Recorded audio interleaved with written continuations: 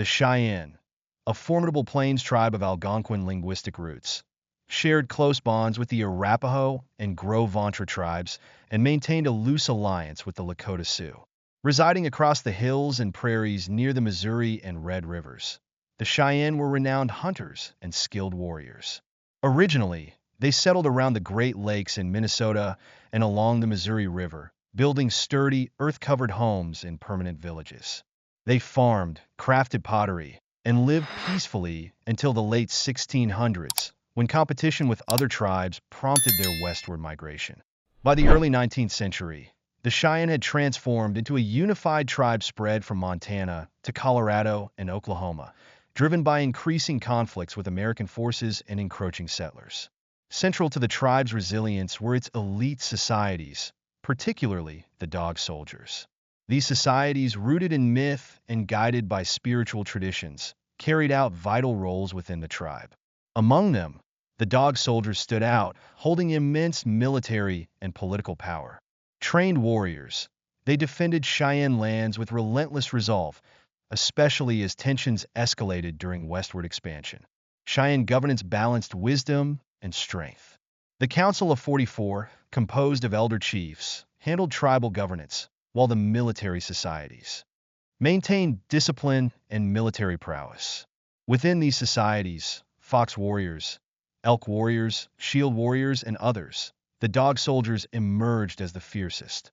By the 1830s, they commanded significant influence, with half of the Massasoit Cheyenne men among their ranks, establishing themselves as the tribe's most influential force.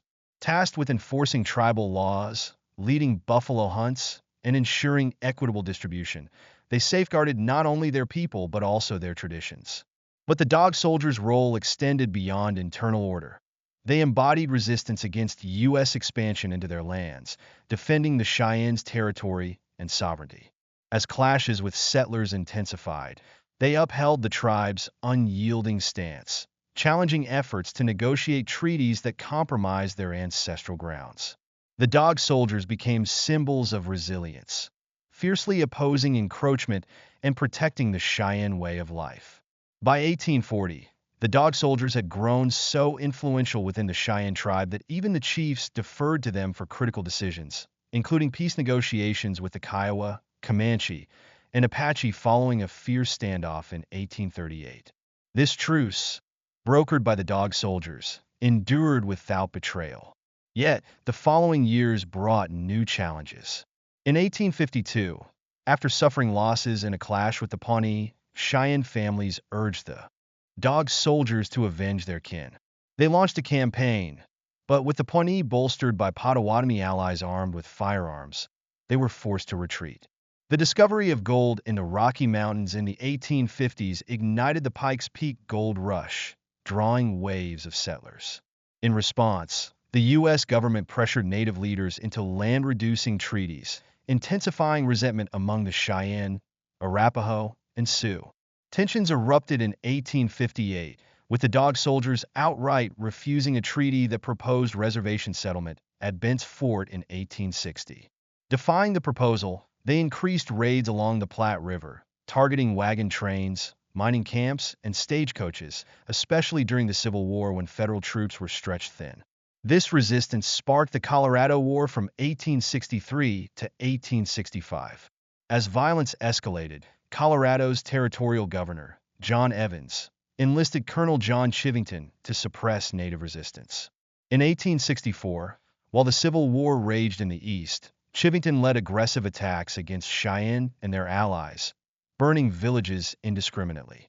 Many Cheyenne and Arapaho leaders, weary of conflict, sought peace and met with Evans and Chivington at Camp Well near Denver in September 1864. They believed that by camping near Fort Lyon under U.S. assurances, they would find sanctuary. Chief Black Kettle, along with 550 others, set up camp at Sand Creek, raising a flag of peace beside the American flag as a symbol of their intent.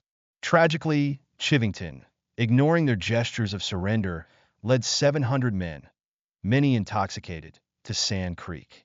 At dawn, as Black Kettle raised his peace flags, Chivington gave the command to attack, unleashing cannons and rifles upon the unsuspecting camp. Amidst the chaos, Massachusetts abolitionist Silas Sowell refused Chivington's orders, holding his cavalry back from the slaughter. Despite Sowell's defiance, the assault claimed the lives of over 150 Cheyenne and Arapaho, predominantly women, children, and elders. Chief Black Kettle's wife was severely injured, though both managed to escape. Survivors, many wounded, found refuge with the Dog Soldiers along the Smoky Hill River. United in anger, many Cheyenne joined the Dog Soldiers, determined to resist further encroachment. The Sand Creek Massacre galvanized resistance across Native nations, ultimately setting the stage for battles like Little Bighorn. The Dog Soldiers, joined by Cheyenne, Sioux, and Arapaho forces, mounted a formidable response. They launched a series of retaliatory raids near the Platte River, destroying settlements, attacking outposts, and gaining strength. The Cheyenne continued their campaign north, eventually joining other tribes in the Powder River region of Wyoming. Throughout the spring and summer of 1865, Native forces, emboldened by their unity and driven by a thirst for justice, relentlessly raided along the Oregon Trail and in the Platte Bridge area. In one notable clash, the Army lost 29 men, with the Cheyennes suffering minimal casualties. These events marked one of the most resolute displays of Native resistance, a legacy of resilience that lives on in history. During a crucial expedition, the Dog Soldiers assumed policing duties, ensuring the U.S. troops remained unaware of the Native presence. This strategic success was largely credited to Roman Nose, a revered Cheyenne war chief. By 1865, yet another attempt was made to negotiate a peace treaty with the Cheyenne, Arapaho, Kiowa, Comanche, and Apache along the Arkansas River. While most Cheyenne leaders accepted the treaty and designated reservation lands, the Dog Soldiers rejected it outright, refusing to leave their unceded lands despite multiple efforts to relocate them. When General Hancock launched an assault against the Cheyenne, the tribe deftly evaded capture, abandoning their village, which was then burned by U.S. forces. After months of relentless campaigning, Hancock's 1,400-strong force managed only minimal success, killing just 2 hostile natives. General George Custer also struggled, failing to subdue the Cheyenne in the summer campaigns along the Republican and Smoky Hill rivers. Following these campaigns, the Cheyenne agreed to negotiations at Medicine Lodge. However, with forts springing up along the Powder River Road in Montana, which cut through vital hunting grounds, the treaty's promises of peace crumbled as the buffalo herds dwindled. In 1868, tensions exploded into one of the West's bloodiest conflicts, the Battle of Beecher Island, on the North Fork of the Republican River, near today's Ray, Colorado. Months of Native raids on settlers and travelers in Nebraska and Kansas brought Colonel George A. Forsyth to raise a band of 50 frontiersmen, many of whom had lost family members in these conflicts. On September 17, 1868, a force of Cheyenne, Arapaho, and Sioux warriors launched a fierce assault.